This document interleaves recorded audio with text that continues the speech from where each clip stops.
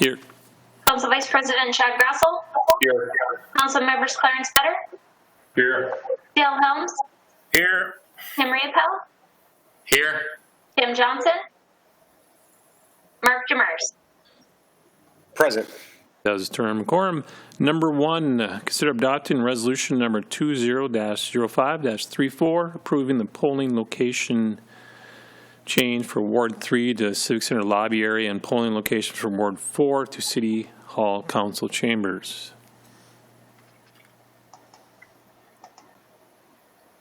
Move. Moved by Demers. Second. Second by Vetter. Any questions or discussion? Mr. President, this is Mark Demers. Mr. Demers. Thank you, Mr. President. Just wondering, number 1, have we reached out to, would it be possible to use the schools instead of City Hall or the Civic Center? Just wondering, November could be kind of busy for the lobby at the Civic Center. We know we're jamming a couple elections into one building with the City Hall. And then I guess what kind of time frame we have? We have until July 1st to make any changes. They're actually trying to get polling places out of schools, which is why I did not approach one of the schools to try and move it into them. I already talked to Park and Rec, and there's currently nothing scheduled at the Civic Center on November 3rd. There may be a practice, but all participants could use the side door and avoid using the main lobby doors. And talking with David, we tried to keep it into a city facility because with the unknowns, we might have somebody try to come back to us and ask us to make a change short notice. So we figured this way we were in control of the site. And we did have that happen. We did look at one local church that was in that ward, and initially we had some positive response, but then there was some concern about that, depending where it was. So they had pulled back that their, I guess, sponsorship of that. So we thought it'd be best to avoid any uncertainty and to just go to buildings that we actually control.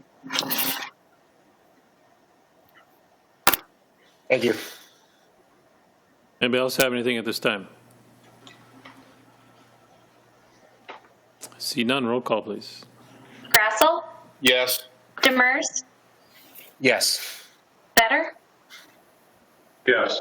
Helms, Yes. Reappel, Yes. Olsted. Yes. Motion is carried. Entertain a motion to adjourn special meeting. Move. Move. Moved by Grasso, second by Reappel. All in favor, say aye. Aye. Aye. Opposed, same sign. Motion is carried, means adjourned. Call to order the City Council work session for Tuesday, March 26, 2020 is now 5:03. Would City Clerk please call roll? Mayor Steve Gander, Here. Council President Mark Olsted, Here.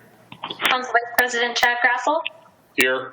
Council members Clarence Fetter, Here. Dale Helms, Here.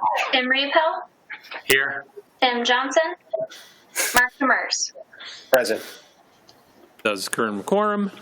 Move on to number 1, request for outdoor seating. I know we have Justin on the line. I think Patrick Beaupre is also on there. I'm not sure if anybody else joined us. If you do, just let me know if you have a question or when you'd like to speak. We'll try to maneuver as long as I can hear you.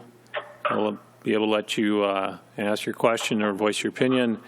Before we get going into this, I think we all need to make sure. We had discussion today a little bit on this, and I think what we're trying to do is we're trying to do what's best for everybody, including all businesses, so that we can get everybody up and somewhat moving forward and operating and trying to get back what they've lost over the last couple of months.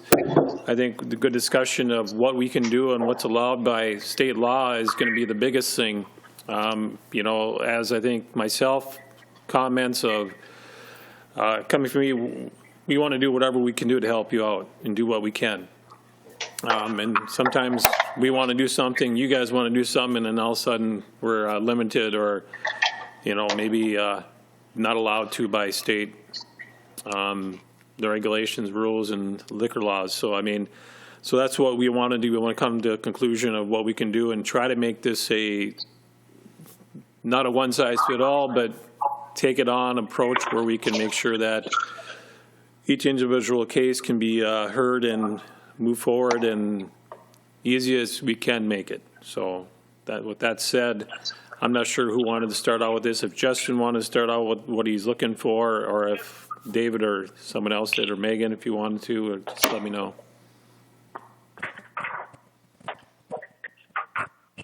Justin, if you want to go ahead and go. Yeah, sure. Can you hear me all right? Yep. Okay.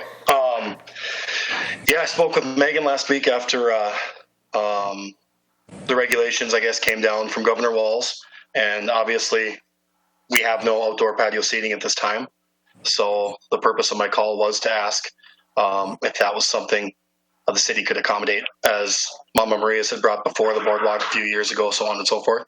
At that time, she had informed me that you had passed a resolution or a change order or something along those lines of allowing private occupancy of city-owned property, i.e. Sidewalk next to our building here for the Spud Junior. So that being said, at the same time, I was hoping to construct a parklet of sorts, much like Rick and Barley has in front of their restaurant and Ramos Guys had in front of theirs, just to help add a few more tables outside, even given the occupancy restrictions. The tables we would be able to put out there right now safely, we would still be, less than half of what, you could put outside for seating as to what the governor had said. So the hope was just to be able to construct a parklet right on 3rd Street where that indentation happens, just to allow us to add 4 or 5 more tables. Okay. Anybody have any questions for Justin right now? I do. That parklet on 3rd, is that handicap right now? Is that handicap from your corner back? No, the handicap lies at about the middle point of the options door and our door.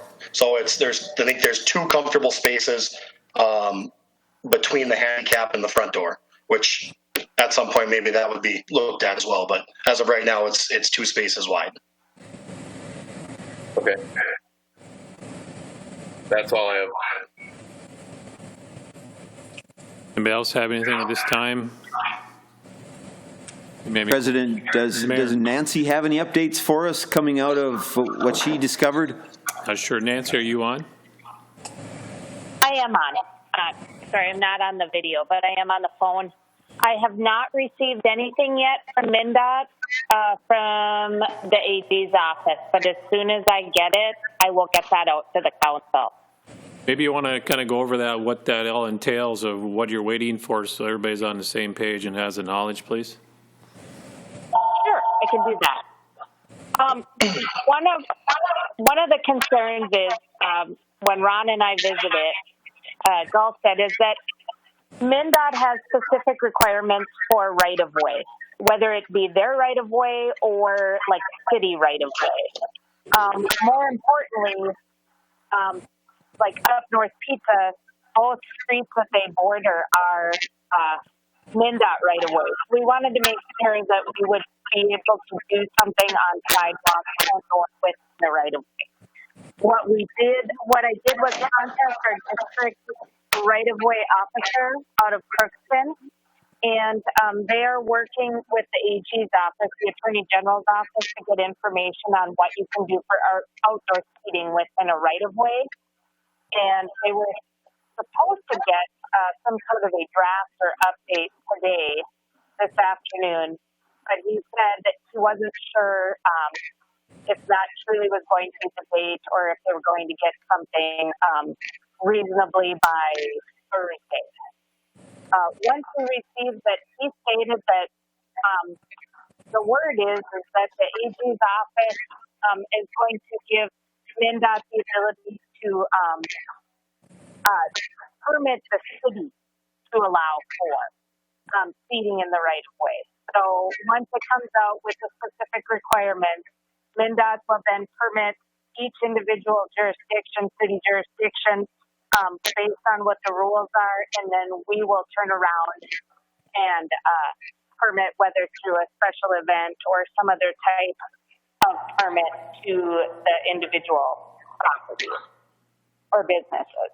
So that's where I'm at. I'm waiting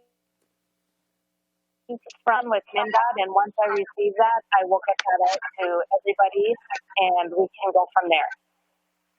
So the end game is to allow the cities to allow this to happen, giving us the authority to do this.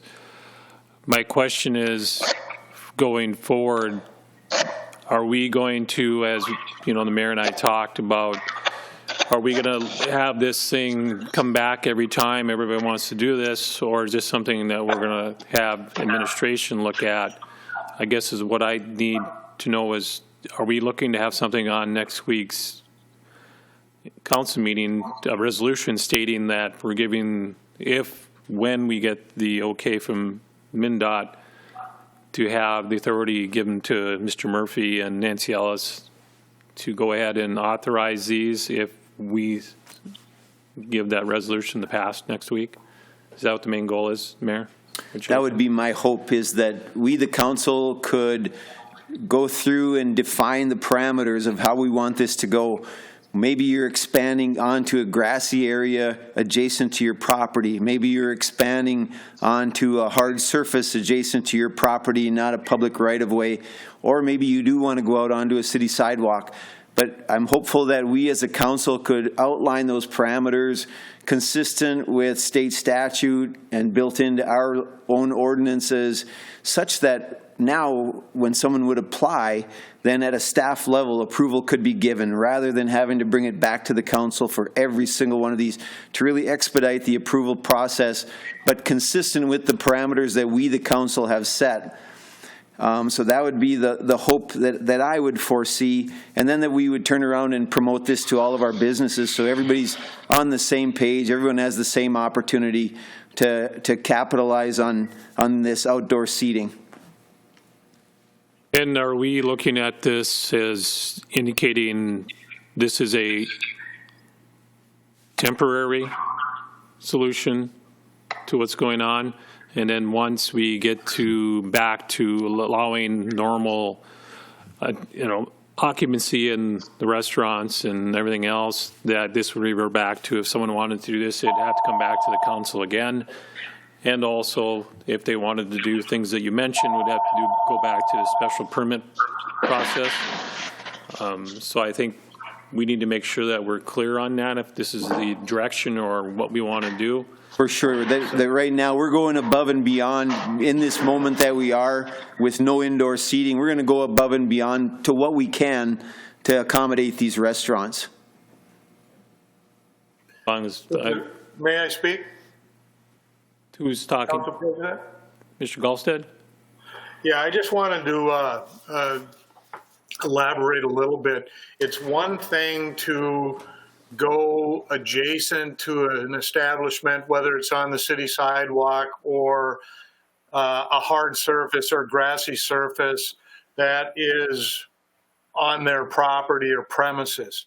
It's a whole different issue when you're speaking about adding a parklet to a public street.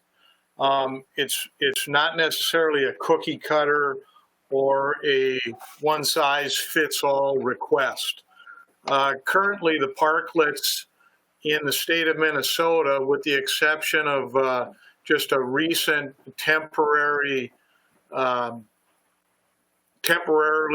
allowed in a couple of cities, essentially have been owned by the city in partnership with a business or businesses, not necessarily limited to restaurants and bars, that are public in nature and not specifically designated as table seating or service of alcohol and food to a specific location.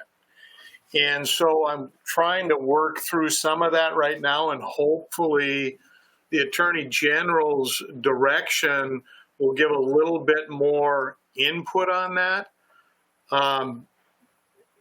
It's just not clear at this point in time regarding specifically taking up parking spaces. And then the other thing of it, on a public street.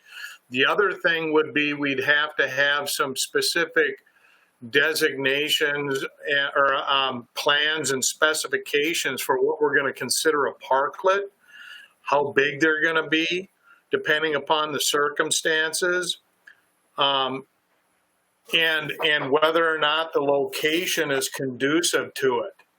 So I get the understanding or the request that we would like to be able to have a resolution that says that David or the other staff members, as long as it meets our setup criteria, can make that decision. I think it's a whole different decision when you are putting it out into a public street. And I'll just leave it at that for right now. So right now, what Jess is asking with the sidewalk, that can be done. That's nothing we have to do about that. Correct, Megan? That's what the ordinance says already. So the only question is that once we, I guess, look at what parameters we want to set up or can set up, or especially on a parklet on a public street, and also have to deal with MnDOT because of that road, those are things we have to take into account so that we can maybe move forward with something. Am I following correctly, Ron, with that? Is that? I believe so. The only other issue that we're kind of missing that potentially could be a problem would be, according to the information that Megan provided you from Minnesota League, is that there's the possibility that we're going to have to extend the premises, so to speak, to include the public sidewalk as a patio or as a street cafe, so that it doesn't fall outside of the liquor license. And I believe that they would be required, any individual that does it, to submit an extension map to the Department of Public Safety reflecting that. Because right now, it's required that it be contiguous with the establishment itself. So it has to be connected with the existing premises and not be separated, correct? That's what the states now? That's correct. It's got to be contiguous to it so that the tables or chairs would be considered a part of their premises. As long as it was considered a part of the premises, then we wouldn't have an issue with that. And again, Mr. President, just so these restaurant owners are clear, our goal is to do this front end work. You know, Ron is working through the legal means. Nancy is working through MnDOT. We're working through our local ordinance. We're going to work hard to try to streamline this as much as we can. And you heard Ron say, if you're extending onto your own property, onto a grassy area, that's one that should be more straightforward. But when you're out going into the public right of way, the council may have to move on each one of those to get approval, according to these other parameters that we're still looking into. So it sounds a little murky right now, but it's going to become a lot more clear probably in the next 24, 48 hours to what the process. Please know every city right now in Minnesota, every city is working through this exact same process. Therefore, the information should be forthcoming, I would think. Anybody other councilman have any questions, or anybody else on the call video? I guess I just wanted to mention that when we think of our bars and restaurants, a lot of the thoughts go to the downtown area. But I did take a look today, and there's 25 places that sell food in town. They don't necessarily have a bar, but they are selling food. One of them doesn't have a spot for people to come in and sit. Other places, it might be just a small area. And I do know the request was made, or the idea is to possibly use some of the city picnic tables. I did speak with Reid earlier today about that. I think we only have about 20. So I'm not saying they're all going to make a request, but there's approximately 24 places that might make a request for, assistance for outdoor seating.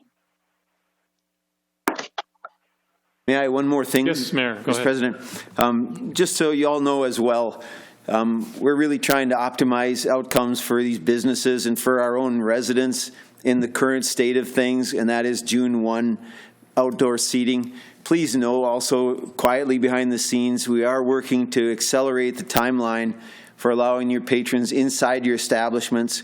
You probably noticed on last Tuesday we passed a resolution to that effect of considering a more accelerated timeline for the reopening of these businesses. Again, limited seating, all the precautions.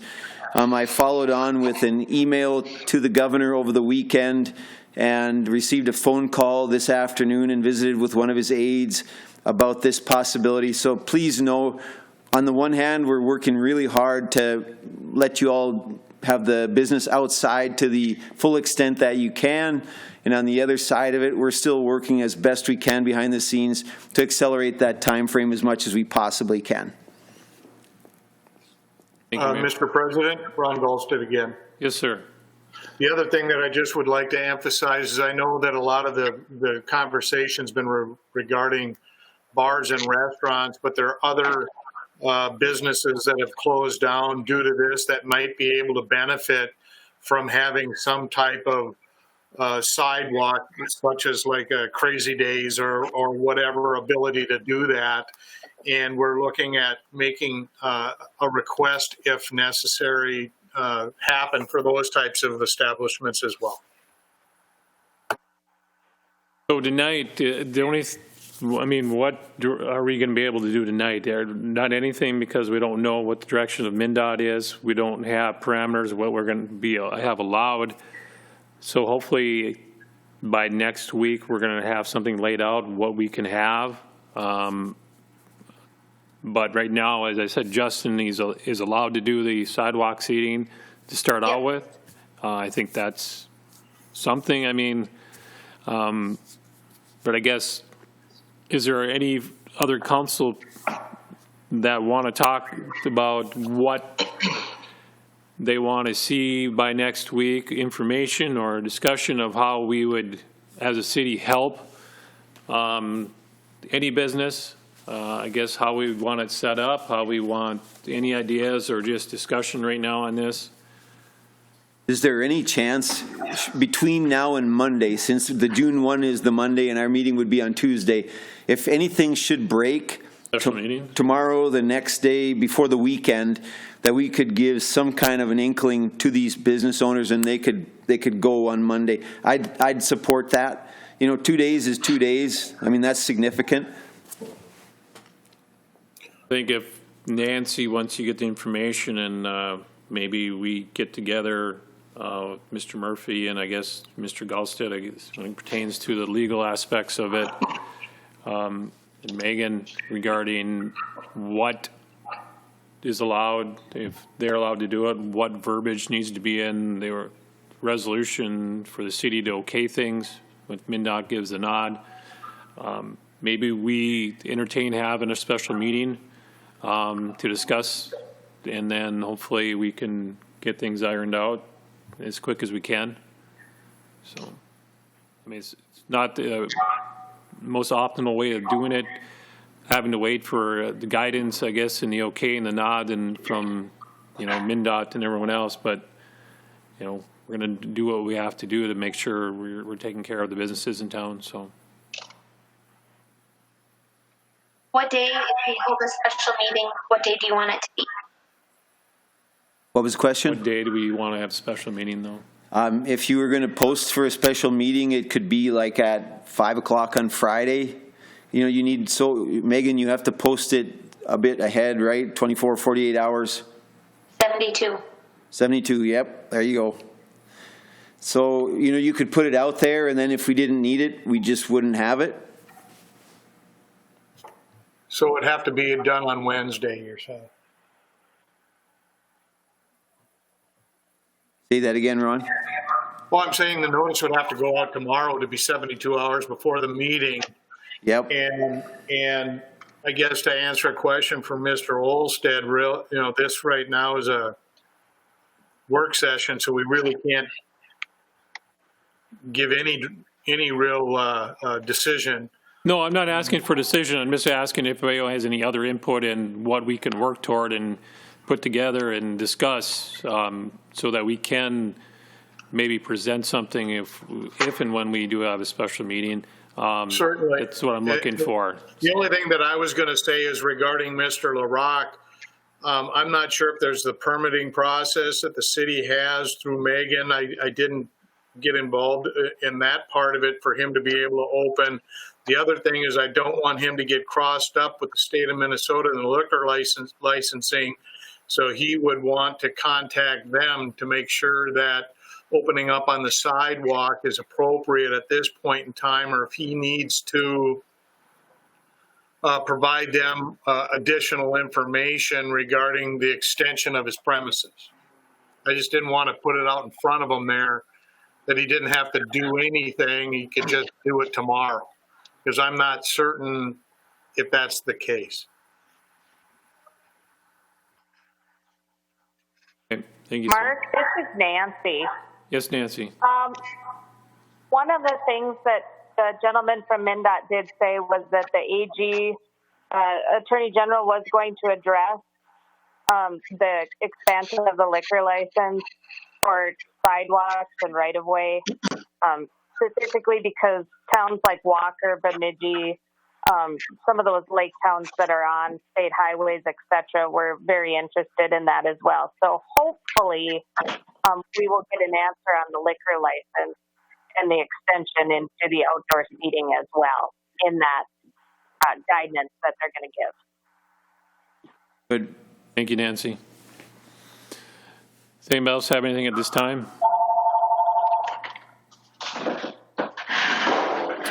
I see none.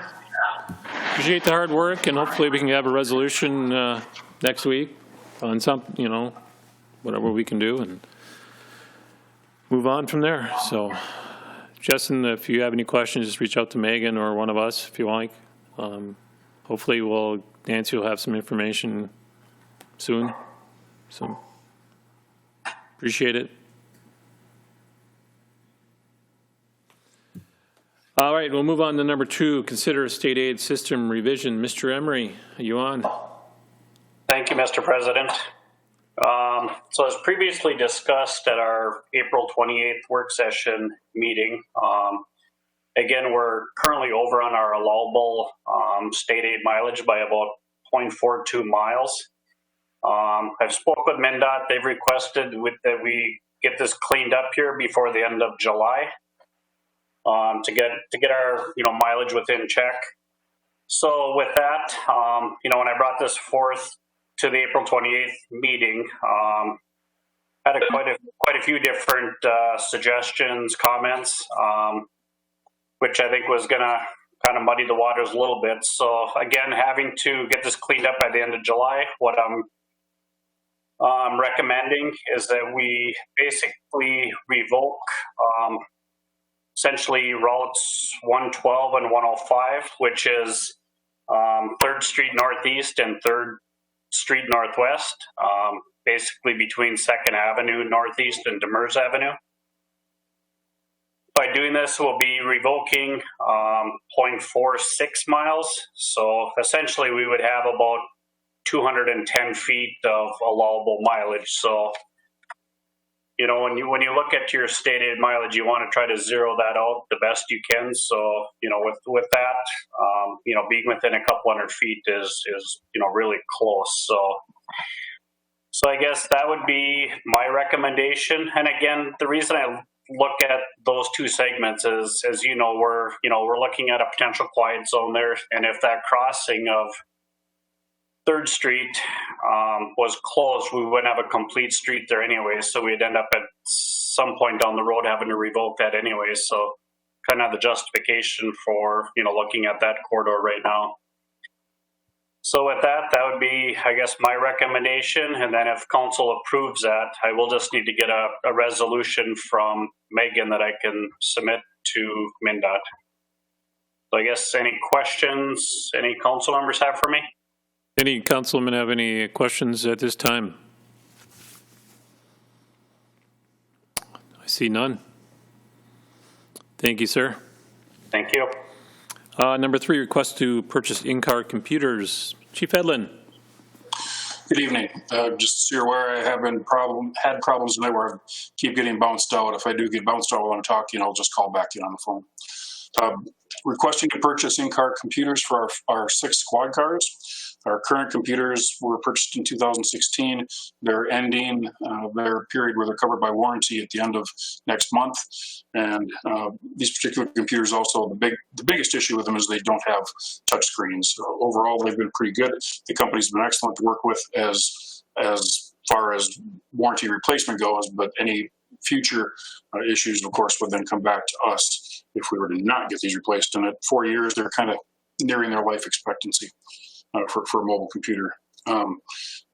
Our staff, along with Chris Kovar from IT, have looked extensively at a number of different models, and the one that they're requesting that would be allowed to purchase is the F110 tablet. A number of advantages of this, of course, it is a touchscreen. I don't think we would request another one that didn't have that. But the tablet, they actually can remove those from the vehicle under certain circumstances if they were to need to take them out for a number of different reasons.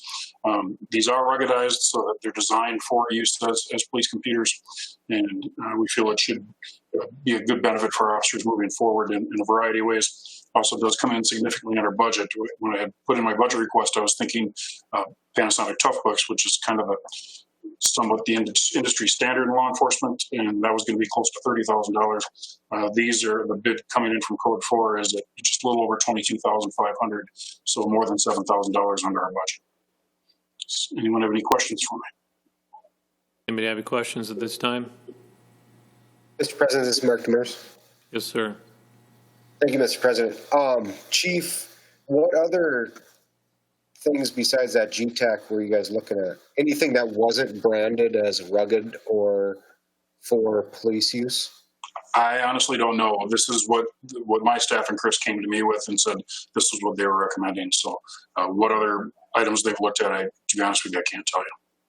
I guess the reason is this goes back to the interviews we had for the fire chief, and one of the applicants, said, if you want to add cost to anything, just slap fire on it and it doubles or, adds 30% to the cost. And I feel like that's what's happening here. I mean, $3,700 for a tablet that's ruggedized or whatever seems like a crazy amount to pay for some tablets.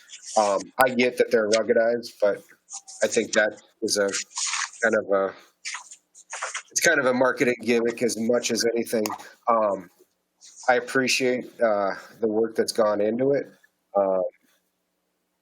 I would just like to see if there's another option that could get us somewhere closer. I agree. I think a tablet with touchscreen and those type of things is the route to go, especially as we move away from the ones that we got.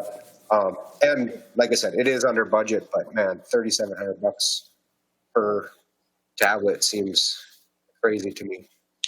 Well, the cost for the tablets themselves is only about $2,570, so it's still a lot of money. But you've got the docking stations, the keyboards. I mean, there's a variety of things involved there. Our mounts, the mounts alone are a couple $100 by the time you figure that in. So it's more than just the. Is the 22,510? Is that include the $200 or the $200 per vehicle installation or not? That does not. That was what they said their estimated their cost would be if we needed to use them. But Code 4 is convinced that Ronnie Bubendorf from City Shops will be able to install these, and they said they would be more than happy to provide him guidance to do that with no charge. But 22,510 divided by 6 is 3,751, right? Or am I doing the math incorrectly?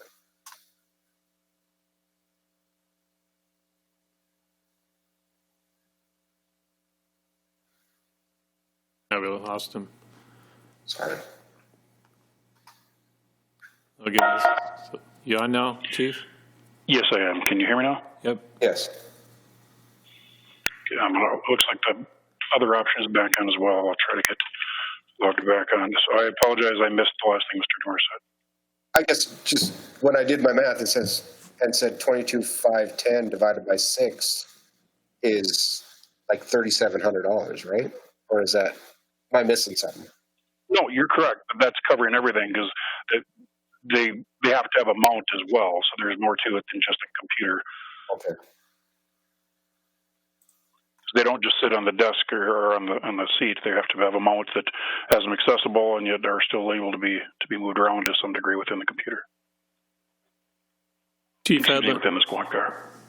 I just think you should maybe investigate Code 4 for trying to rip off the cops. It seems like they've got themselves a nice niche where they market themselves as a specialized brand, and seems like a crazy amount.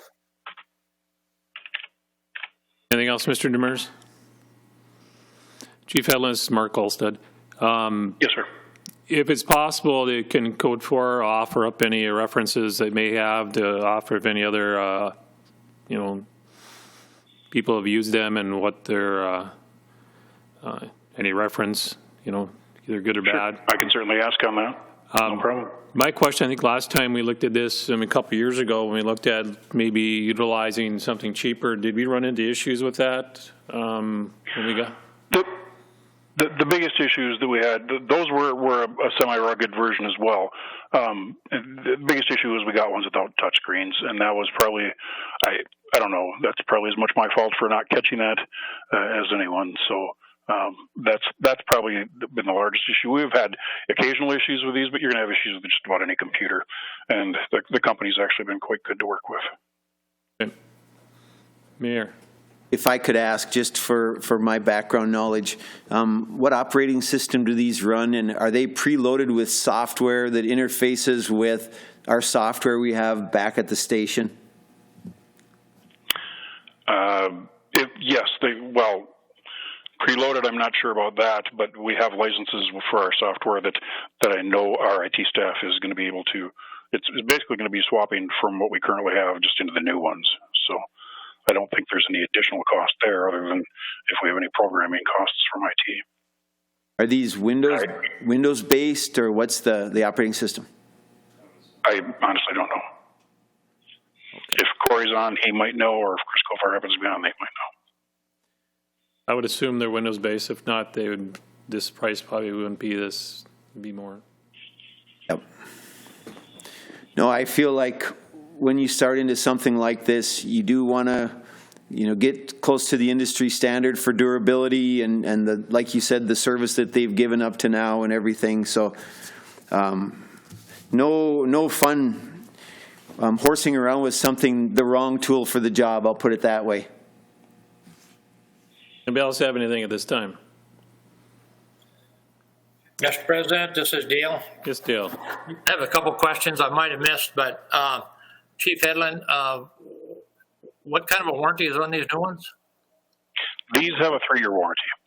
3-year.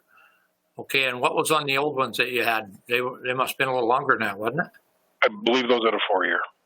Okay. How long do you anticipate these lasting?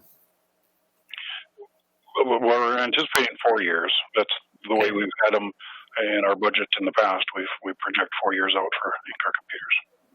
Okay, so is there a way to look at an extended warranty on them at all that would be a smart move or not? I can certainly check into that. Okay, and then the other question I have, and you might have mentioned and I missed it, what happens to the old tablets? What we've done in the past is we've hung on to them.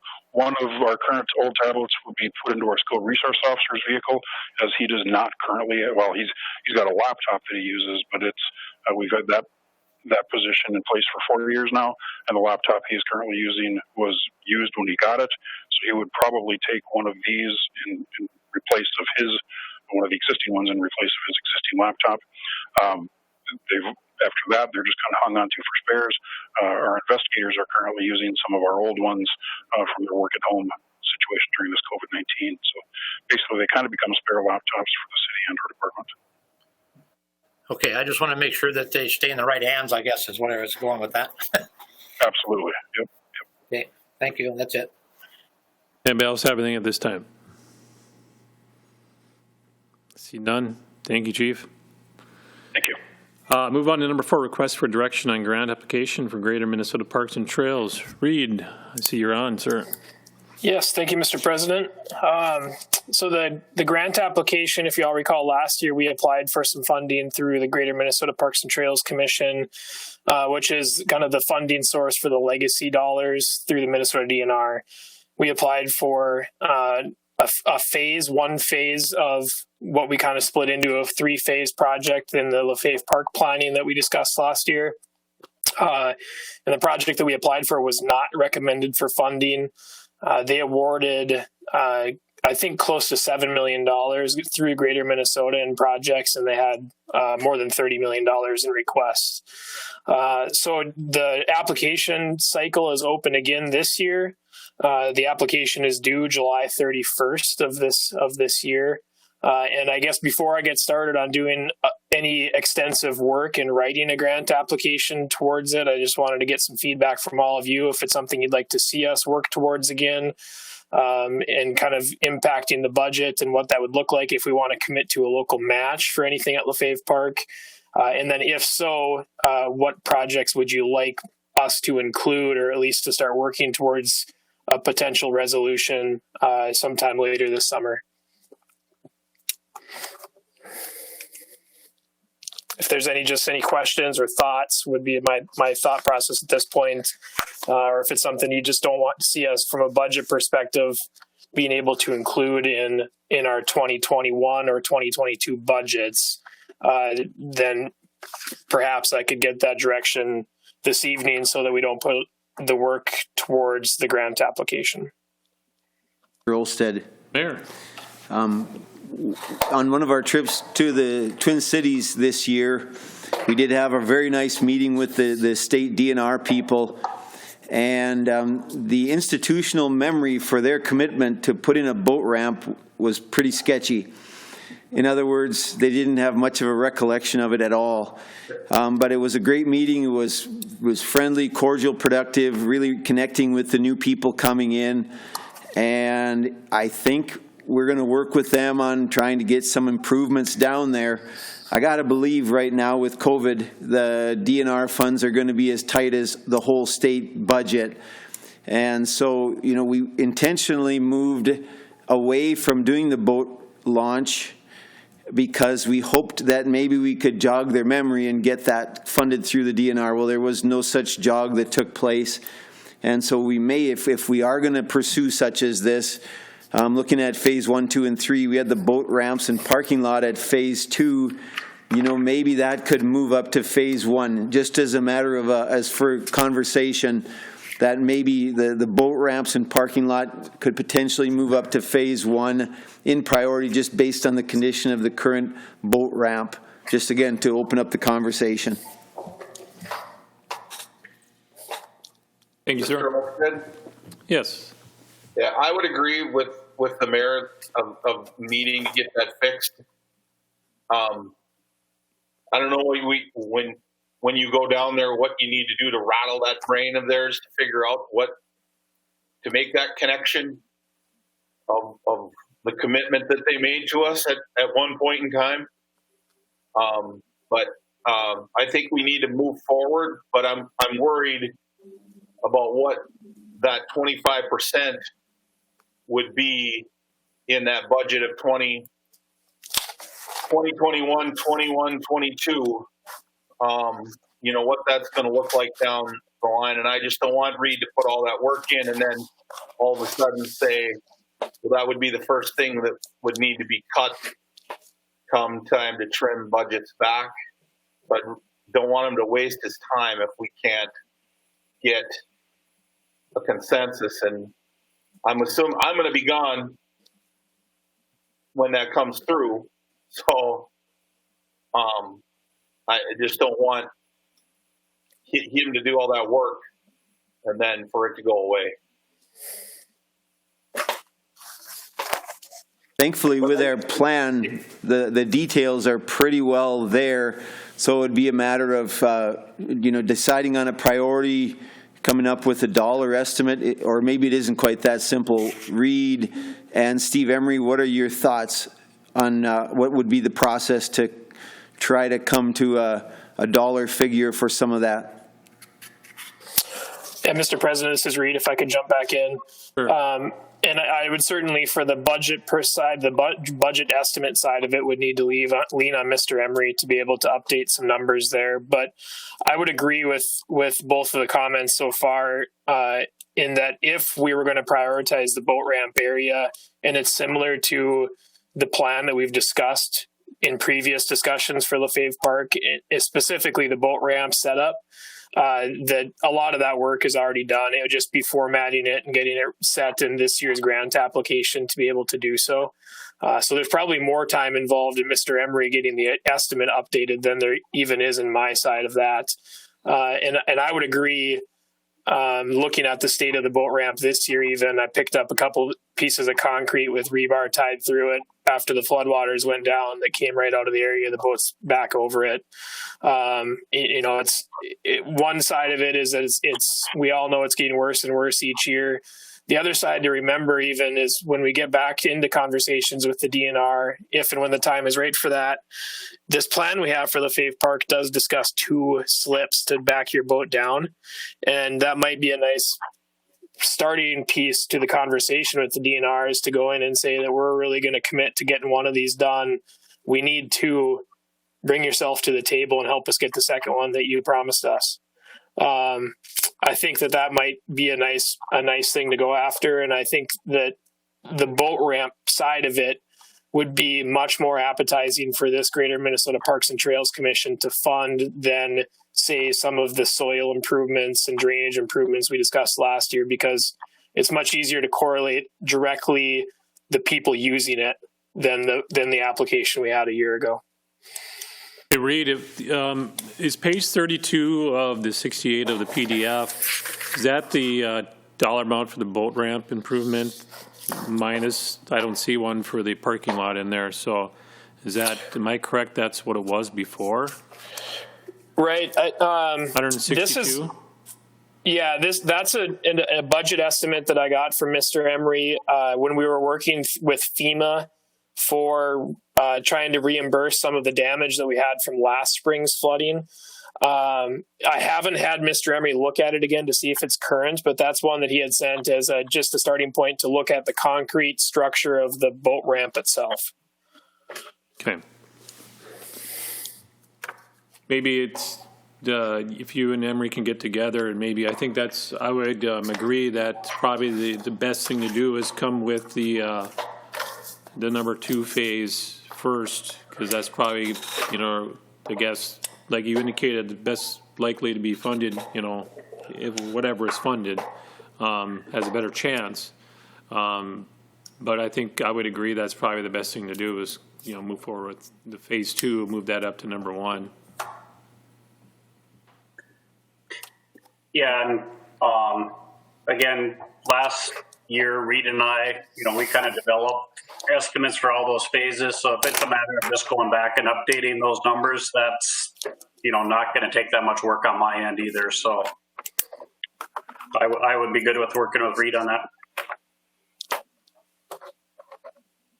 Anybody else have anything at this time? If not, we'll move on. Mr. Olson, this is Mark Demers. I think you're on mute. You're on mute. I'm just kidding. I'm kidding. I'm kidding. Reid, did we get a score sheet back on our last one?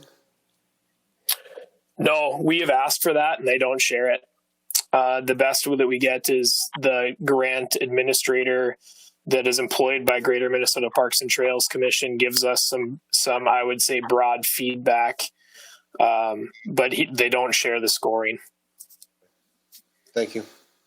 Anybody else have anything at this time? Not. Anything else, Reid, that you have questions on for us? Or you have your direction? No, that's great direction. I appreciate it. Thank you. Wonderful. All right. Move on to number 5, discussion on local sales tax and recreation improvement planning.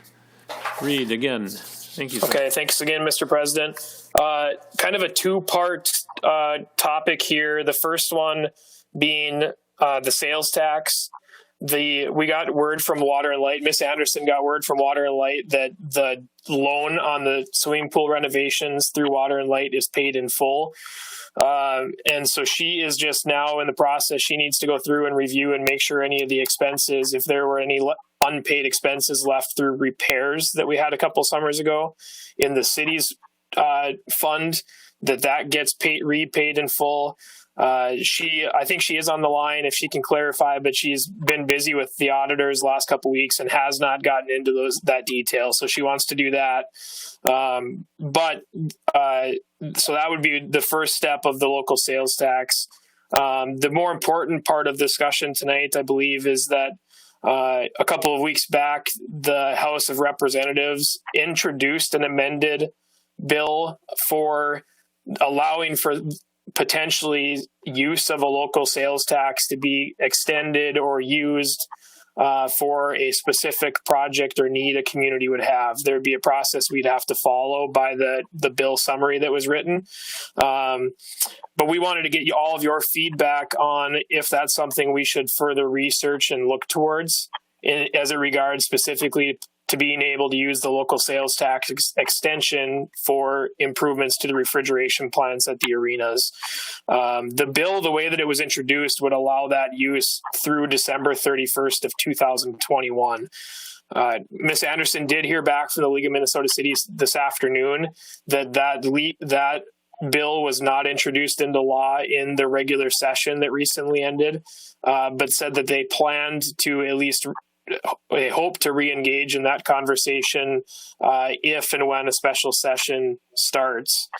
So if there's any interest from the council towards that or working that direction, we could further work with the league on it and see if there's anything that could be done to have that passed.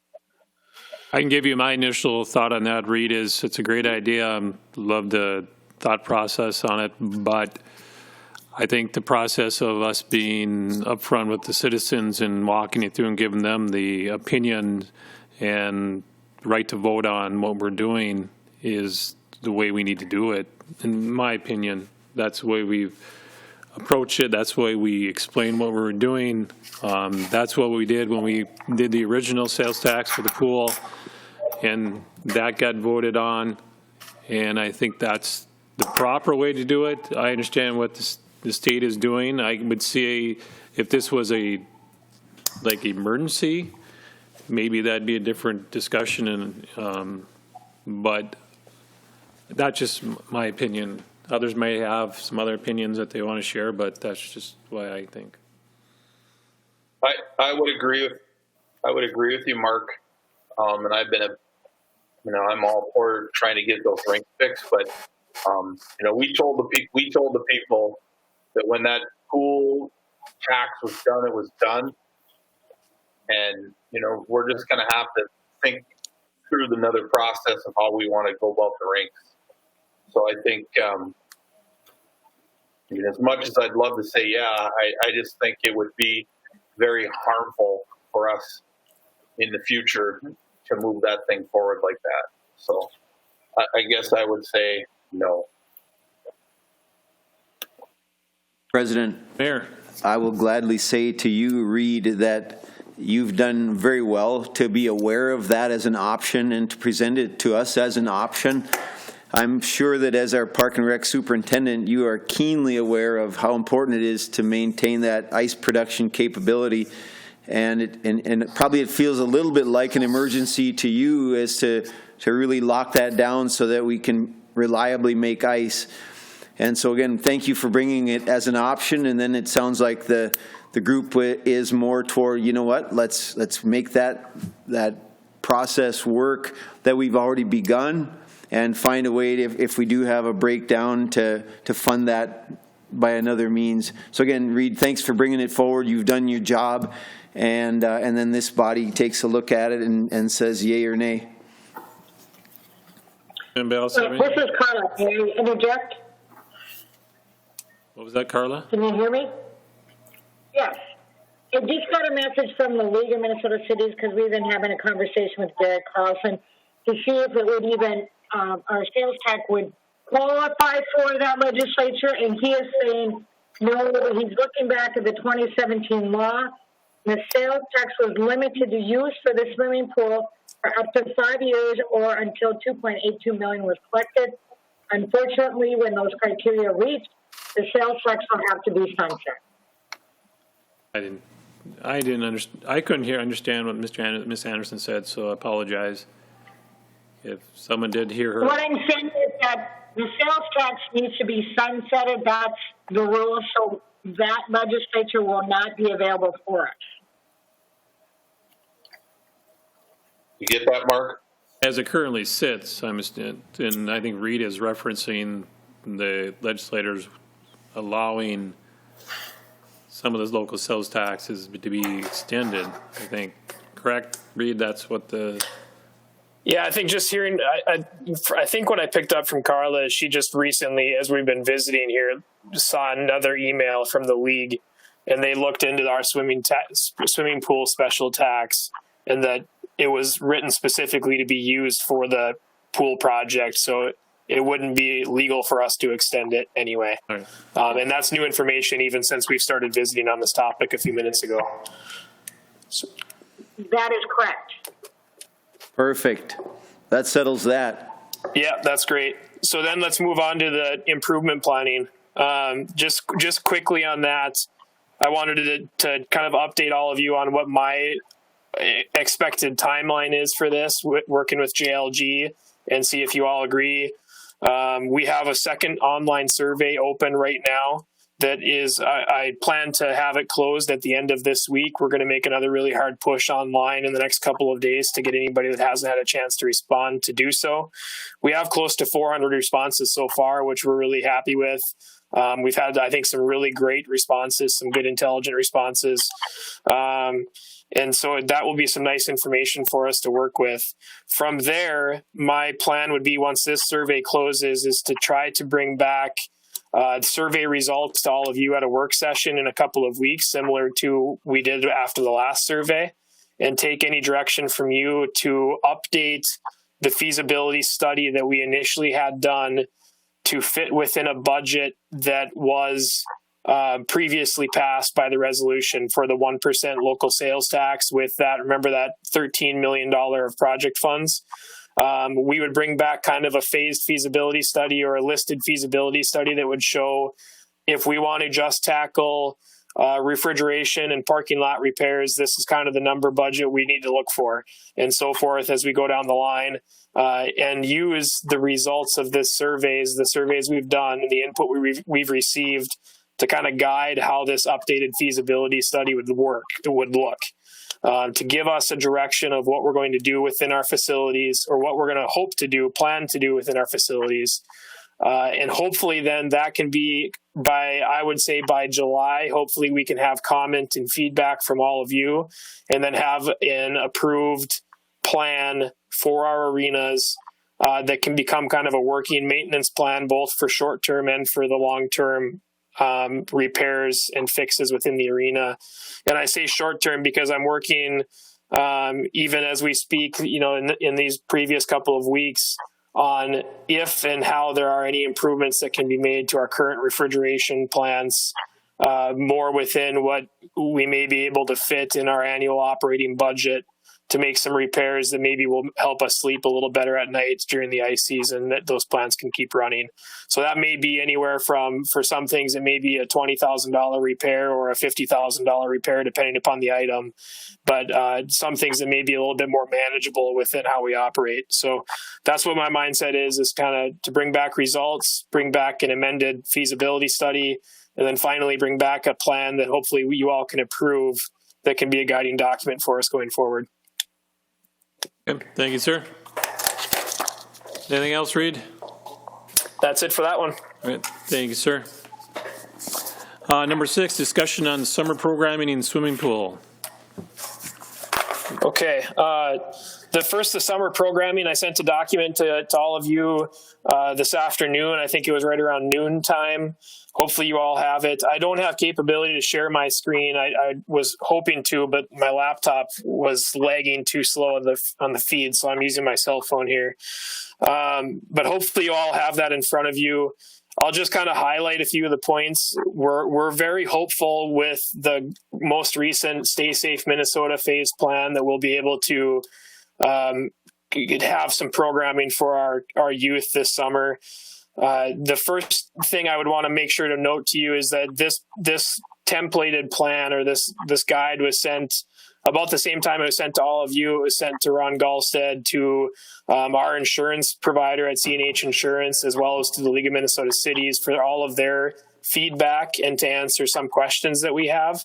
But most importantly, so we need to get some answers from them before we can officially even say that we're comfortable going forward along with your support. But most importantly, the highlights would be that under phase 2, which begins June 1st, we can have activities with groups split into pods of 10 people or less. So I've detailed through our summer activities how we see that looking in a small pod setup. Equipment would be, we'd be asking participants to bring their own equipment in every case possible.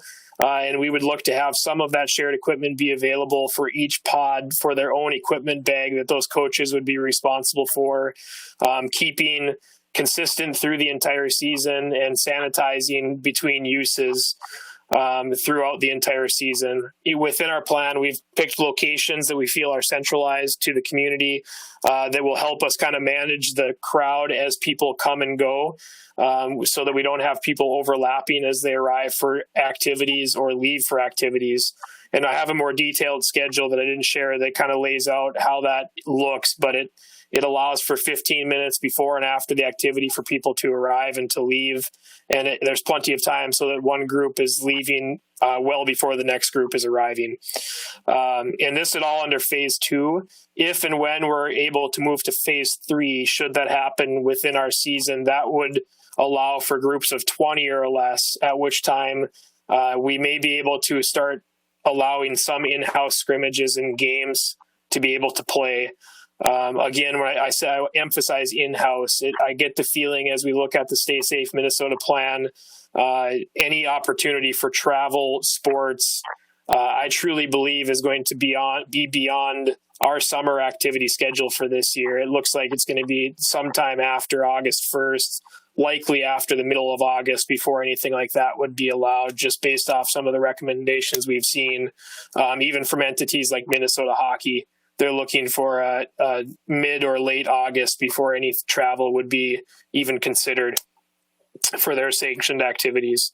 So I think maybe the last thing that would be important to share with all of you just is the timeline we're looking at for this. If I feel like I have support from all of you tonight with at least the direction we have and probably some questions that you would all still want answered, we would be working on writing a more detailed plan of how we would execute these programs still this week to have it on the agenda for approval next week at the council meeting.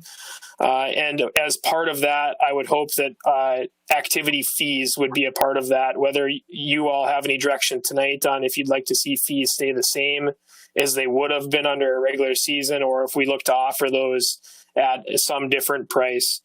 And once that's approved, then we would pretty quickly be able to engage our online registration for a 2-week period. And once that closes, then we would be able to start organizing our pods to select which pods the people are in, hire and train coaches and staff to be able to work within those pods, all leading up to hopefully being able to start programming after the 4th of July, that Monday, July 6th. And we would look to run about a 5-week season closing on August 7th. Which would then allow the fall sports schedule, high school sports schedule, if that happens, starts around August 12th. So we would need to be done at least by that time to allow our coaches to go back to their activities. So I think I'm probably throwing a lot at all of you. We've used the guidelines that Stay Safe Minnesota has shared. We've looked really close at documents that other cities are preparing, that the Minnesota Amateur Sports Commission is preparing to be able to hopefully put together a plan that can still allow us to have some summer activity this summer as it pertains to recreation. Hey, Reid, when it comes to the fees, what in the past, a normal season compared to what you're looking at now, what would that fee normally cover that you won't have to cover going, this year? Yeah, I would say the only thing different would be the length of the season. We typically are able to run for 6 weeks, 6 or 7 weeks, usually from the first week in July till the third week, or the first week in June until the third week in July, and we take the 4th of July week off. So it's about a 6-week season. So it would be a little bit more abbreviated under a 5-week season. That really, to me, would be the only, I would say, the really large change. The only other potential thing we're seeing is that in looking at how these pods are going to have to be organized, T-ball and coach pitch typically are 4 days a week, Monday through Thursday. And under this plan, because we need to limit the size of the pods, those would only be 2 days a week. You'd either be registering for a Monday and Wednesday session or a Tuesday and Thursday session. And then the last part of it would be that we would not have any travel out of town. So there'd be a little bit less time committed to that. We wouldn't be traveling for out of town games, which typically we have built into our fee as well. So in that sense, would it be rightful to not charge the same fee? Just in that sense. I do think that on one side of it, for the return of what the participants are getting this year, it would be mindful of us to look at if there's a way to offer a reduced fee. But again, there's a whole nother side of it too, from a budget side, is that I would expect we're going to have less revenue than we've had in the past. And I would expect that our expenses will be the same or more from a staffing perspective. When I look at our plan, and I have not taken the detail to be able to see exactly how many staff we're planning and how long they're going to have to be there. I plan to do that ahead of next week's meeting. But I would expect our expenses from coaches, because of the number of coaches and the pods we have to have, they're going to be the same or more than they have been in the past years. I think it'd be nice to see those numbers before we make a recommendation of fees. I don't know if anybody else has any thoughts on it, because I think we need to be mindful of that, but also mindful of what experience that these children are going to have compared to what a normal season would look like. So I think, if anybody else has any comments. Reid, have you looked at with the late start of school, proposed for September 8th? Is our fall sports starting that second week in August? Do you know, for Minnesota State High School League? And I haven't looked at it, and I'm going probably is. I mean, is it scheduled for August 10th, or is it that August 17th? I have not looked recently. When I say recently, the last couple of weeks. The last time that I did look, it was August 12th, I believe, was the start date that I saw listed for volleyball and football. Okay. It's entirely possible that will change. We all know that. I'm sure they're having the same conversations at the Minnesota High School League that we all are here. But I would want to look and see if I could find that information before telling you officially what I know. The only reason I bring that up is, could you squeeze an extra week on the backside of that for? I will say to that to that point, Mr. Grassel, I would say we did survey our participants a couple of weeks ago, and one of the questions we included was what date they would like to see our activities continue to. The majority selected August 14th as the last date for the season. The reason that we listed August 7th was specifically because of concern over staffing. If high school sports season starts, that last week would be impossible for us to run without those employees. So I can look further into that. That could be an option for us. Anybody else have anything for Reid? I mean, and I like the plan. I talked to you a little bit last week, I believe, or about making sure that those kids are. I mean, we've got kids at daycare at school that have been coming since this whole thing has broke loose. And I mean, knock on wood, we haven't had issues, and we've had 50, 55, 60 kids in, separate buildings, 30 and 30 at the most, but, breaking them up into different groups, and it's been successful. So I think it can be done if it's properly set up and all of those kinds of things. So. Mr. President, if I could add one more thing. Go right ahead, sir. Mark Dragich just texted me as we've been visiting here. He looked it up. It is August 17th now is the first day of practice for high school sports. So that would be a consideration we could do to add another week and make it into that full 6-week season. And then if as long as there's no other comments on the rec programs, I'd like to make sure I don't forget to touch on the swimming pool side of it. Go ahead, sir. Okay. So under the swimming pool in phase 2, which again begins June 1st, that is still not available for opening. It's not listed to be able to open in Minnesota at that time. It's listed in phase 3 as potential for opening with capacity restrictions. The difficult thing we have in planning our swimming pool season is that and I don't know that anybody has a crystal ball to know when we're going to move from phase 2 to phase 3. What I'm expecting, some of the things I'm expecting to see in phase 3 for a pool opening, should that date come, is that they're going to expect 50% capacity of the pool and at the same time maintaining social distancing. Right now, our 50% capacity is 300 people in our pool area, which that number is okay if we could follow that and had the opportunity to. Our average attendance on an 80 degree day or higher last summer was 289 people. Of course, we have days we have more than 500, but averaging 289, that seems to be doable. However, if they're also going to require social distancing, I don't believe that we'd be able to get near the 300 of our 50% capacity. If you social distance in the water, which it's been stated that potentially would be part of the requirement or the recommendation, that would allow for 66 people to be in our pool for use. We don't have any direction on whether or not things like the diving boards, the water slide, or the rock climbing wall would be able to be used because they're, of course, all surface areas that would be touched by multiple people, and they're not in the water to be chlorinated. And I have not taken the time yet to take the walk of the pool deck with the tape measure and see how many chairs we could fit 6 feet apart either to decide how many more we could fit on the deck. But we're probably looking more at a capacity of 150 people than we are the 300 people.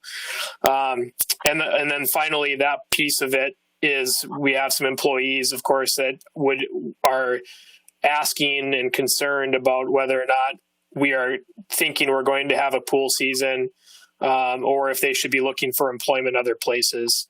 And I think that's probably the most important one at this time. Is it seems to me our swimming pool, we have two options, I feel, in front of us. And one is we make the determination at this time that we don't know when we're going to open, and we make our best effort to inform our potential employees of that so they can try to seek other work. Or we just continue to play the waiting game with the recommendations from the state. And should they allow us to be able to open the pool, make an effort at that time to recruit, hire, and train enough staff to be able to operate it. And I don't know. I'm not confident at this time with the applicants that we've had and the people we've had to be able to say 100% one way or another whether that would be possible, say if it's July 4th before we're given the okay. I don't know that with what other staff might be doing. So that's, I think, maybe some consideration and what I'd be asking for input from all of you on if there's a direction you'd like for us to continue with that. I have a question for Reid.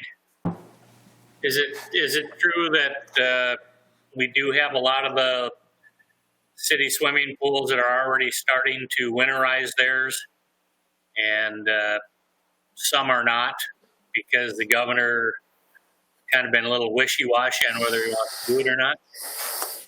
Well, what I'll tell you, I know I don't have the list of swimming pools that are not opening for the summer, but there are a handful, and maybe it's more than a handful, but we've all seen in the news that there are many swimming pools, municipal pools, making the decision not to open their pools.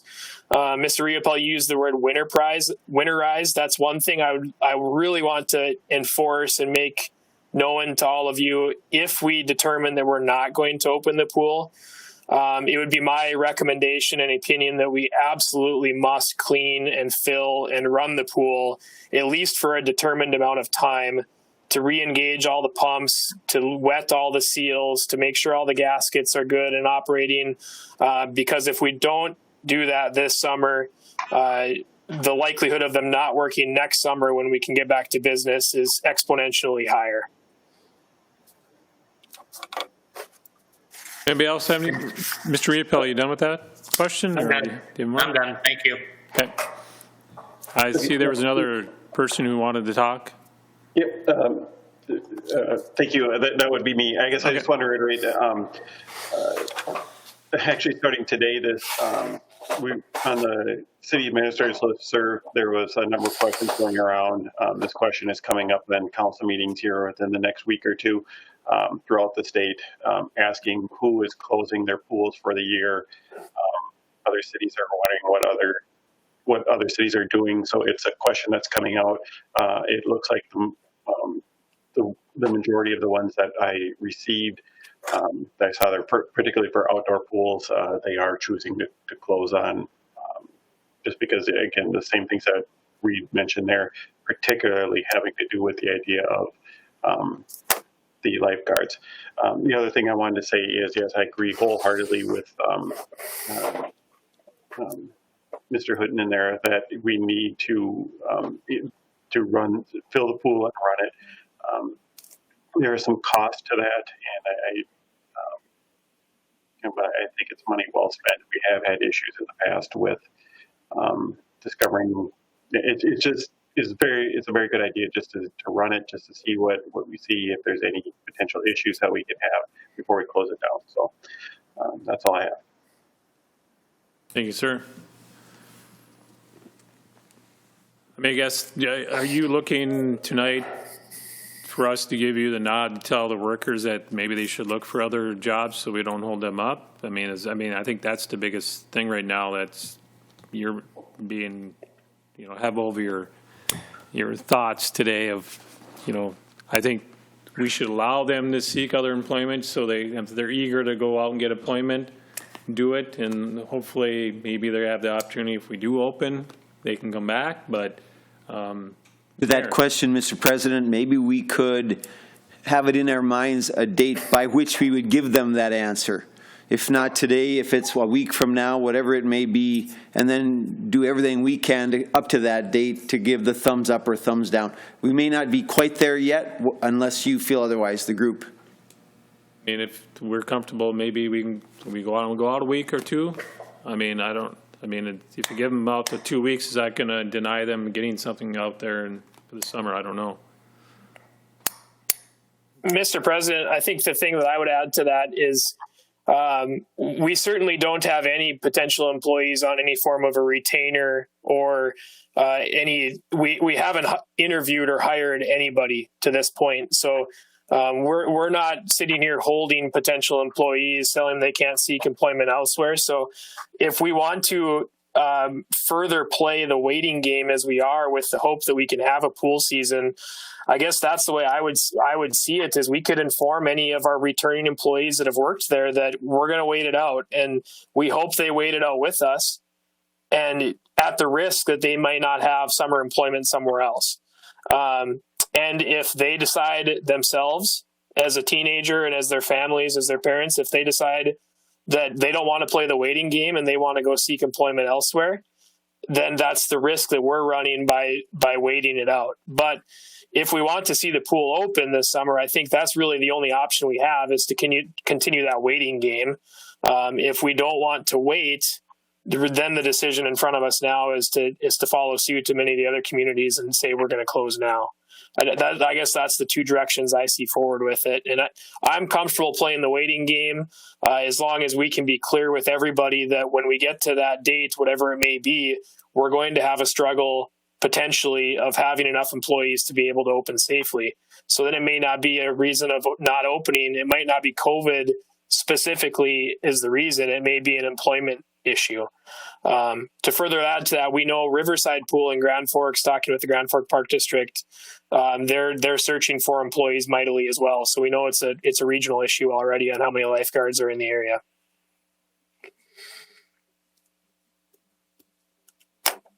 The rest of the council have an opinion on what we should do? I'd really hate to see us lose another season with this pool. But I mean, I guess we'd have to weigh if you have to fill it and run it for a couple weeks anyway, is it cost effective or not? I mean, you know what I mean? If we're going to fill it and run it, then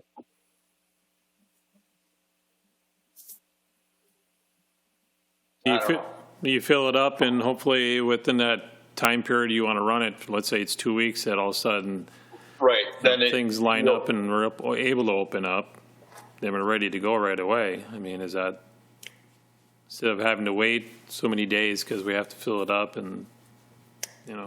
But again, I don't want to get to that position where a couple of years ago, when we had the issue with the pool, we had all those employees, and then we had them doing other things in the city around town, you know, just because we didn't want to lose them either.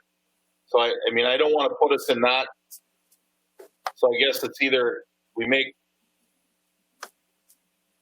that decision and either say in 2 weeks they give us some guidelines. If not, we call it a year.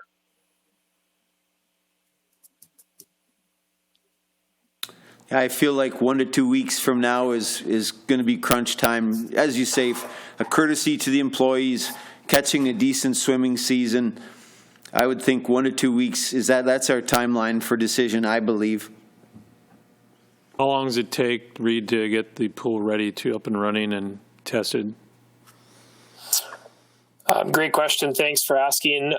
We started work today over there on cleaning the pool. Because it's certainly work that needs to be done anyway. We leave water in the pool to winterize it, and that water, of course, is old and scummy and full of dirt, so it absolutely must be done anyway. We in a typical season, starting today, it would take us about 2 weeks to have the pool cleaned, filled, and ready to operate to the public. I think it's important to note that in running it under minimum circumstances, just to keep water circulating so that we don't have algae growth, it would be cheaper for us to do it just to keep it filled. It wouldn't have to be heated. It would not be chlorinated to a degree that would be safe for swimming in, but it would be chlorinated enough so that it didn't have algae growth. So the time, if we have it filled anyway, the time it would take us to heat it and chlorinate it so that it's ready for swimming is probably a matter of 3 days. So with that said, you know, we could have a pretty quick turnaround to have lifeguards in and training. If we had to have a lifeguard training, if we had the people that wanted to be trained, we could do that, I think, in a pretty timely manner. Why don't we go that route to get it ready to a point and tested and make sure everything's working. And then if we, you know, get lucky, we can have some sort of a season. And that would certainly be my preference, just from a perspective of wanting to see a swim season still and not giving up hope that we're going to have that opportunity. So if everybody's comfortable with that direction, I would certainly appreciate that. Mr. President? Dale, yes, sir. Could we go with that recommendation and go ahead and get the pool ready and then say put a June 15th deadline on it to make a decision one way or the other?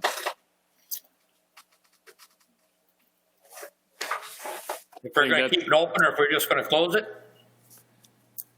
I think that's what the mayor is saying, 1 to 2 weeks, and then. Yeah. That's why I'm saying the 15th maybe of June would be a good timeline to, that would give Reid a couple extra days too to get things ready too. Anybody else have anything? Here you go, Reid. Nothing else for me. Appreciate all the input and the feedback. Thank you, sir.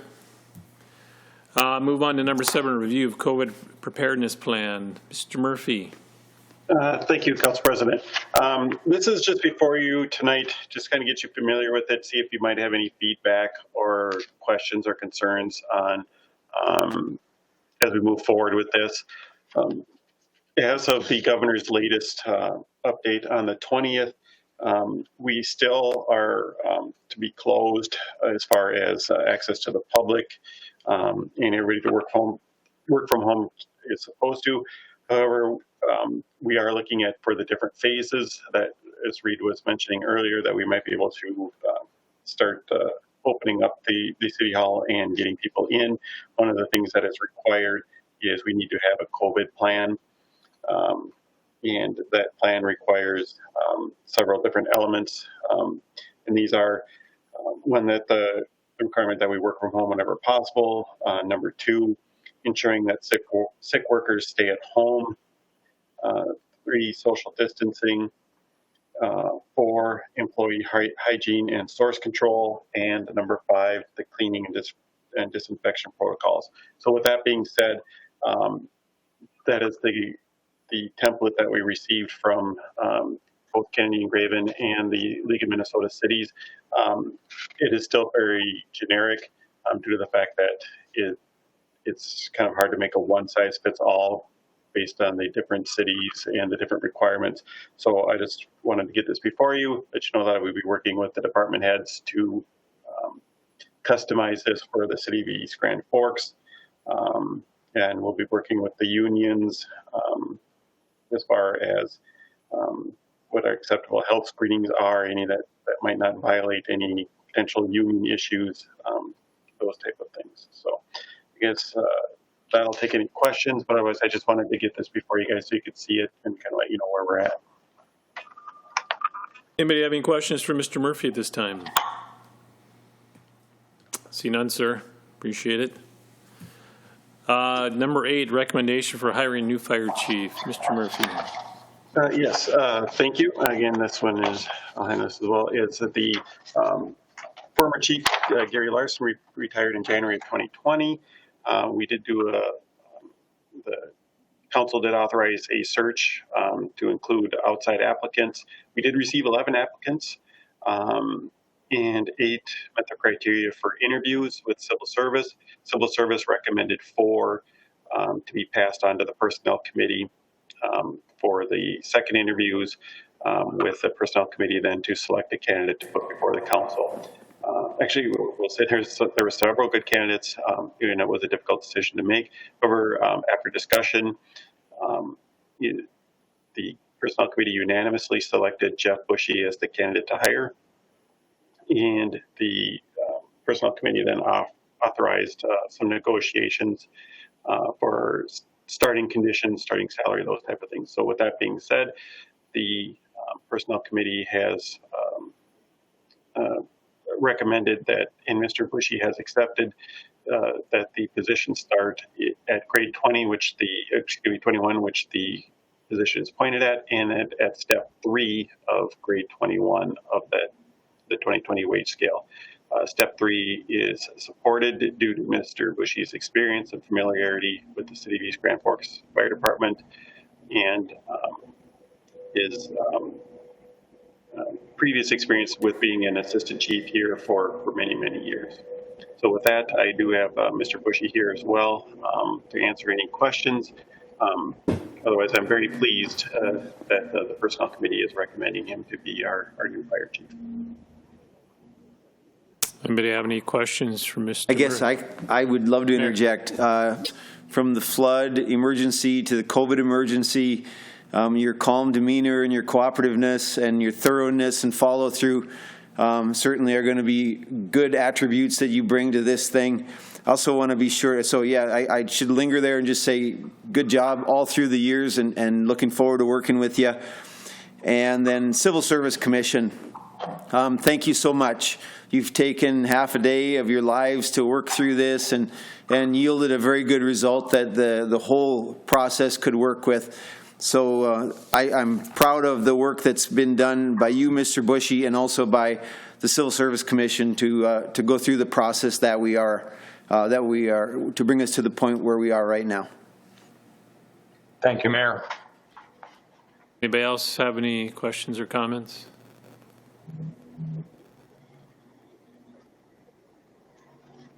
I see none. Move it on till next week. We'll go from there. Thank you, sir. Number 9, review of Charter Commission revisions. So pass this on to Mr. Murphy, but I kind of want to touch base on a couple things before he gets into it. I did talk to him, and I know we all got this sent out this last Friday. I know that we're absent a couple of council members right now also. And my thought process tonight, which I told David today, what I think we should do is if someone has initial questions right now, and I know Punky's on the video with us also, and I'd like him to share his thoughts on the Charter Commission and what the process was and what's before you guys right now. But I'd like to see this come back to another work session, maybe with each individual. If you do have any questions or maybe things that you did not see that was changed or something that maybe pops out to you, that you'd submit those to Mr. Murphy so he could keep a running list of it and bring that back to another work session, which I'd like to see maybe one more. And if we have to do another one, that's fine. We have, I think, the end of July to have this thing move forward down to the state to put on the ballot for this November. So we're on a timeline, so we don't want to stretch it out, but I want to give ample opportunity for everybody to make their comments and if they have questions on it. But I'll hand it off to Mr. Murphy, and I know Mr. Beauchamp is on also. I'd like to have him make some comments on it. So, Mr. Murphy, thank you. Okay. Yes, I just want to, first thing I want to clarify is that the last council meeting that we have that the council can take action on that prior to the deadline is July 7th. Right, that's what I have down here, so sorry. Okay, yeah. So with that being said, I just wanted to say thanks to the Charter Commission committee, the people that volunteered their time to do this. I will say it always wasn't always the most exciting meeting to be at, just due to the fact that we went through the city's charter line by line, and I will compliment them with it was a long, laborious process, but they came in very well prepared. They had read their materials, they were prepared to talk about it, and they said they went through the charter line by line, and there was a very good discussion on a lot of the charter about what should be added, what should be deleted, what's outdated, that type of thing. So with that being said, the Charter Commission recommendations are here before you. I believe the version that you received had the highlighted portions of track changes showing what has been added and what has been removed. So you would be able to compare for that. And again, I'd be happy to hear of any questions, revisions, or comments that you might have. I know Ron Galstead. Are you able to speak on the Zoom here? Yes, I am. Okay. Because I was thinking, Mr. Galstead was going to look at and talk a little bit about if there are any revisions from this point on, how we would proceed with that. Well, essentially, just going forward, it was my recommendation that once the Charter Commission has provided this document for your review, as Mr. Olstead indicated, if you have any questions, comments, or proposals, put them in writing, get them to David so that we can address it, and then attempt prior to putting it on a ballot to have a unified or a conformed document that's supported by both of the council and the charter commission. The reason for that is that there are technically three ways that we can put forth any revisions amendments to a charter commission. One is standalone by the charter commission.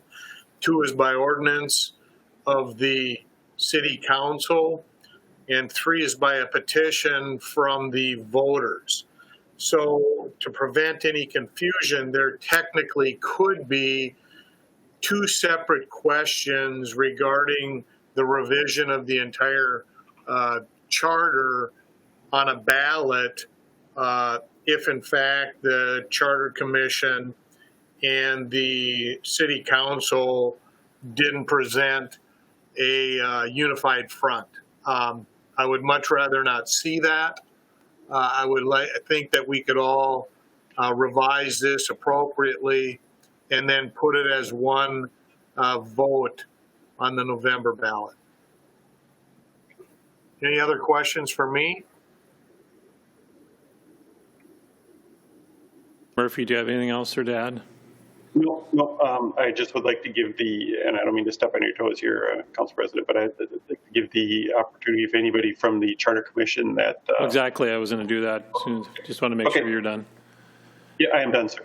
Okay. First, I'd like to do, Punky, if you want to make some comments, but I want to thank you and the rest of the Charter Commission for the time spent on this and the discussion. It was like Mr. Murphy said, sometimes drawn out, just some technical stuff and verbiage that needs to be changed and updated, and just bring it up from, the past to the present. So I appreciate all the work. If there's any other Charter Commission people on, thank you. And I appreciate your time and efforts. And Mr. Beauchamp, if you have any comments, I'd appreciate them. Sure. Thank you, Mr. President, Mr. Vice President, council members. We started meeting about 16 months ago. I think there was only 2 months where we didn't have a quorum and couldn't really do any real work. But it went quite smoothly. We worked generally 1 hour per month. And some nights we worked late to try and catch up, to come in ahead of schedule. Those nights usually last about an hour and a half. For those of you who don't know who are on the commission, I'm going to list them. We've got Aaron Almley, Sharon Budge, Pat Jacklich, Jack Robertson, Mark Brixson, Bill Straw, Justin Heck. And then we had Mayor Gander join us and President Olstead. We received a lot of good input for state law from Ron Galstead and, of course, David Murphy. They were a big help to us and help us stay on task as far as, words mean something, and one word can change a whole paragraph. But I also want to highlight three individuals that Aaron Almley, Sharon Budge, and Pat Jacklich. They're all educators, and they did just an excellent job helping us to take care of all the grammatical errors, run-on sentences. There was whole paragraphs that ended with one period, so they were a very big help to us.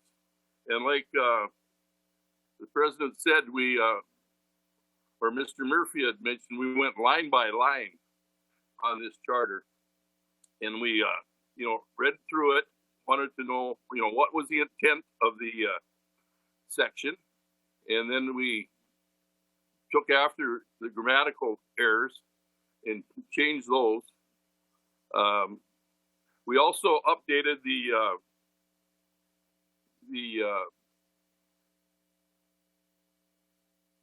concerning male and female gender. It's general neutral now. So it wasn't councilman anymore, it was council person now. So those were all updated and should have been. Overall, I thought it went very well. We had very astute, respected people in the community doing this. I don't think we changed the intent at all of the charter. We tried to follow what the intent was when it was written, and I think we've done a good job with that. I don't know that I have anything more to say generally. If there's any questions from any individual councilman, I'd be happy to try and answer. And then we'll let some of the others on the Charter Commission speak if they're still on. Any questions?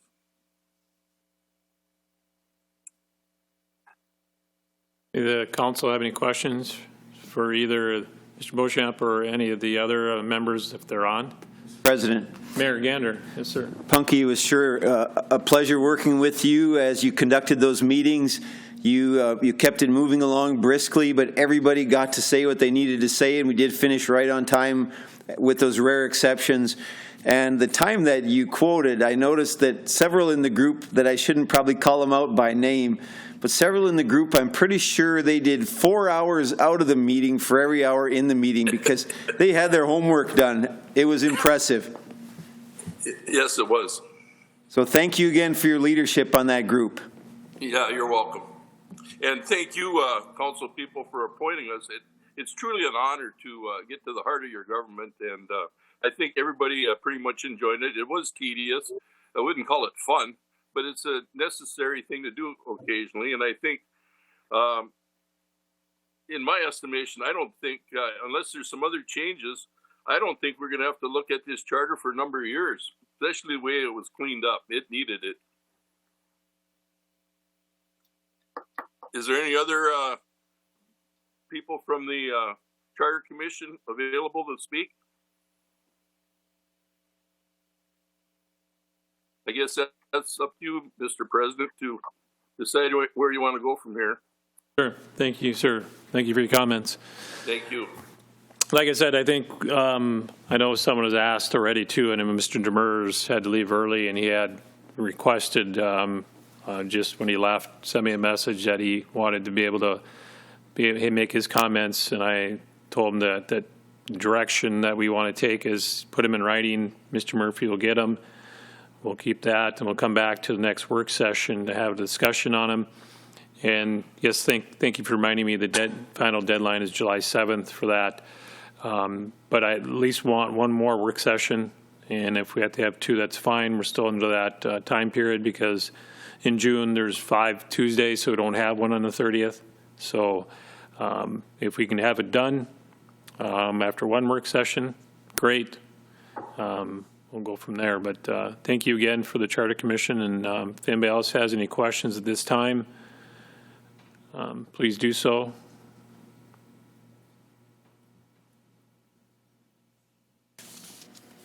I see none. Entertain a motion to adjourn. Move. Moved by Grassel, second by Riepel. All in favor, say aye. Aye. Opposed, same sign. Motion is carried. Meeting adjourned. I wanted to sit here for another 2 hours. Come on.